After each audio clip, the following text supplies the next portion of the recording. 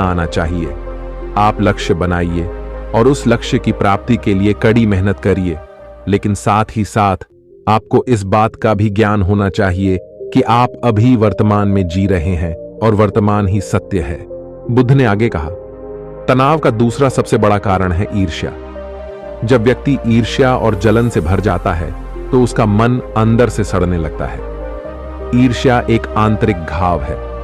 आंतरिक घाव यानी मन का घाव। व्यक्ति के शरीर का घाव तो भर सकता है, लेकिन मन का घाव कभी नहीं भर सकता।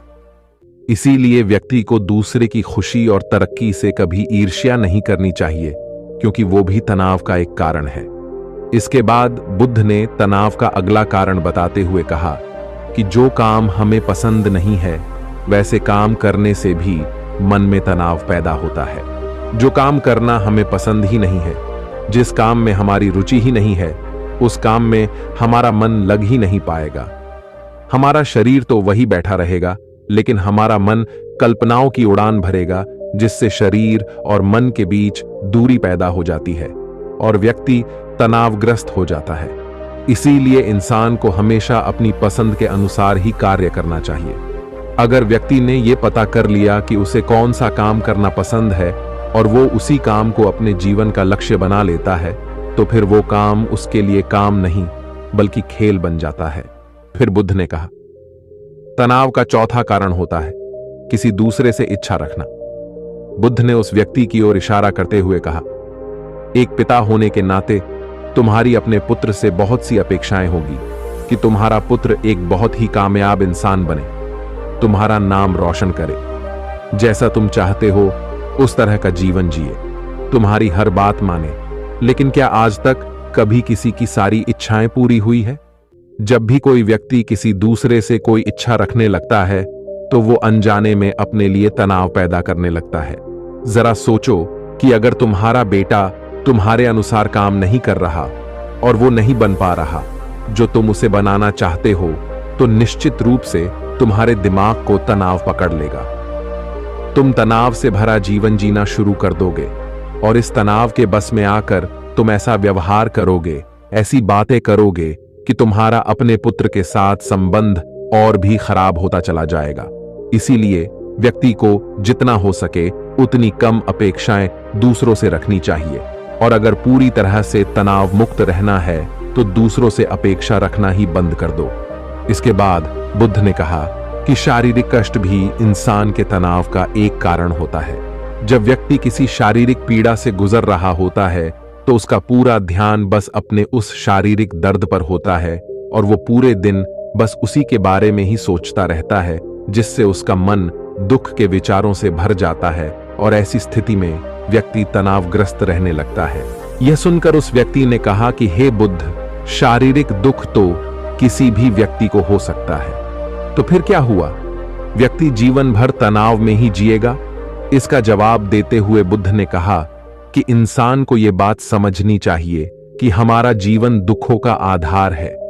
जैसे जैसे हमारा जीवन आगे बढ़ता जाता है तो इसमें दुख आते ही है, बीमारियां आती हैं और फिर अंत में मृत्यु भी आती है। तो बीमारियां इंसान के जीवन का अभिन्न अंग है, कोई इनसे बच नहीं सकता। बस किसी किसी के जीवन में ये समय से पहले आ जाती है तो किसी के बाद में, पर आती सबको है। जब इंसान का मन इस बात को अच्छे से समझ लेगा तो फिर वो अपनी बीमारी के बारे में सोच सोच कर ज्यादा तनाव नहीं लेगा, क्योंकि ये हमारे जीवन का अभिन्न हिस्सा है और इसके लिए व्यक्ति को शारीरिक रूप से भी अभ्यास करते रहना चाहिए। अपने जीवन में व्यायाम और स्वस्थ जीवन शैली को भी जगह देनी चाहिए ताकि उसका शरीर लंबे समय तक निरोगी रहकर सही से काम कर सके। तनाव का अगला कारण होता है अपनी योजनाओं को समझने के लिए समय न देना। कुछ लोगों के दिमाग में कोई विचार आया नहीं है कि वो बिना सोचे समझे उस पर काम करना शुरू कर देते हैं, और जब उस काम में उन्हें सफलता नहीं मिलती है तो वो तनाव से भर जाते हैं, क्योंकि उन्होंने उस काम को शुरू करने से पहले उसके बारे में पूरी जानकारी इकट्ठा नहीं की थी। इंसान को कोई भी काम शुरू करने से पहले उसके अच्छे और बुरे परिणामों के बारे में ठीक से सोच विचार कर लेना चाहिए। इंसान को इस बारे में भी सोच लेना चाहिए कि अगर ये योजना सफल नहीं हुई तो फिर इसके बाद मैं क्या करूंगा। इसलिए व्यक्ति को अपनी योजनाओं को ठीक से समझने के लिए पूरा समय देना चाहिए, ताकि बाद में उस योजना की वजह से तनाव पैदा ना हो। तनाव का 7वां सबसे बड़ा कारण होता है टाल मटोल करना। आज के काम को कल पर टालना। आप लोगों ने यह कहावत तो सुनी होगी कि आलस इंसान के शरीर का सबसे बड़ा शत्रु है।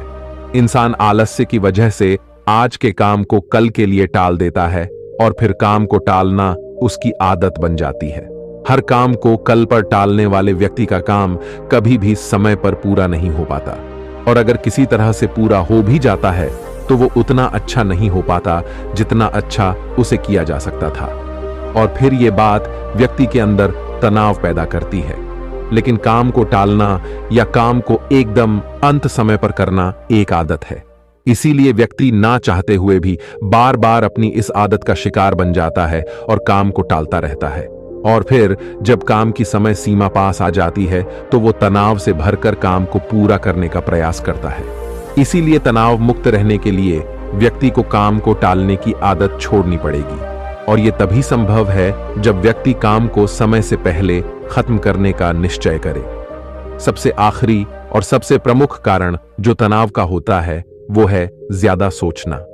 लगातार सोचते रहना भी एक बीमारी है, और यह उस व्यक्ति में सबसे ज्यादा पाई जाती है जो गोल गोल कल्पनाएं करता है, जो अतीत की घटनाओं और भविष्य की बातों के बारे में सोचता रहता है, जो बेवजह के अनुमान लगाता रहता है।